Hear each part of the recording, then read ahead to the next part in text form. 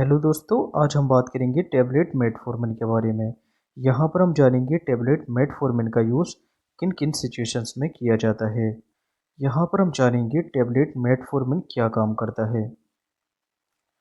चलिए दोस्तों शुरू करते हैं। तो टैबलेट मेटफॉर्मिन, इसका यूज़ टाइप 2 डायबिटीज़, पीकोस मतलब कि पॉलीसिस्टिक ओवरी सिंड्रोम और प्री डायबिटिक सिचुएशन में किया जाता है।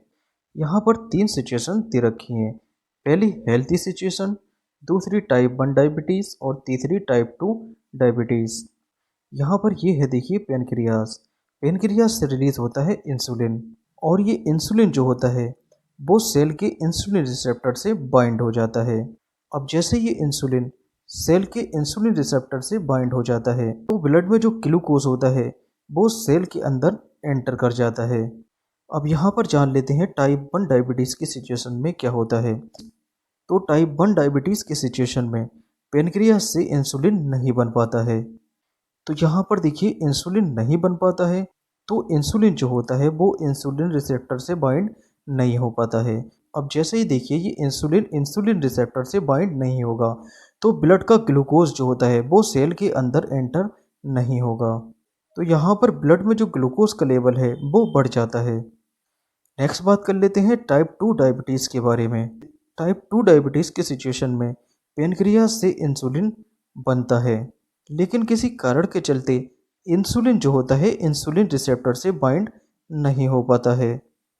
अब जैसे ही यहाँ पर देखिए इंसुलिन रिसेप्टर से बाइंड नहीं होगा तो ग्लूकोज सेल के अंदर एंटर नहीं होगा, तो ब्लड में यहाँ पर देखिए ग्लूकोज की मात्रा बढ़ जाती है, इंक्रीज हो जाती है। तो ये थी डायबिटीज़ 2 की सिचुएशन। नेक्स्ट बात कर लेते हैं पीकोस के बारे में। तो यहाँ पर पीकोस सिचुएशन में ओवरी के अंदर देखिए मल्टीपल सिस्ट जो हैं बन जाती हैं। बहुत सारी देखिए फ्लूइड की थैलियाँ यहाँ पर बन जाती हैं, जिसको हम पॉलीसिस्टिक ओवरियन सिंड्रोम के नाम से जानते हैं। तो यहाँ पर पीकोस की सिचुएशन में फीमेल में इंसुलिन रेजिस्टेंस हो जाता है। अब जैसे ही देखिए यहाँ पर इंसुलिन रेजिस्टेंस हो जाता है तो इंसुलिन की मात्रा ब्लड में बढ़ जाती है।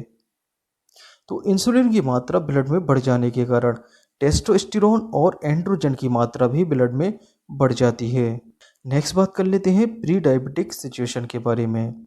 तो यहाँ पर ब्लड में जो ग्लूकोज का लेवल है वो नॉर्मल से ज़्यादा हो जाता है। अब यहाँ पर जान लेते हैं मेटफॉर्मिन के काम के बारे में। मेटफॉर्मिन का क्या काम होता है। ये लीवर में ग्लूकोज के बनने को रोकता है और स्केलेटल मसल में ग्लूकोज के अपटेक को ये बढ़ाता है।